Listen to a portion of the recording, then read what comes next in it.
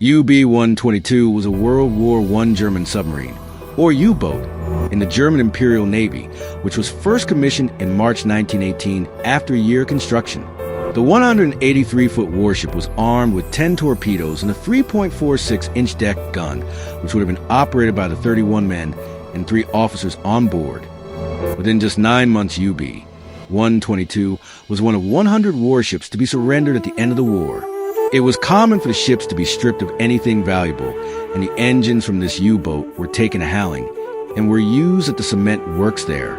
Marine archaeologist and maritime designation advisor for English Heritage, Mark Dunkley, has said that they're unsure on how the ship found its way to the Medway. However, it's likely that it became adrift whilst being towed and ended up getting stuck in the mud off of the Peninsula and would have been too much effort to move it. Speaking in 2013, he said that English Heritage have no plans to conserve it.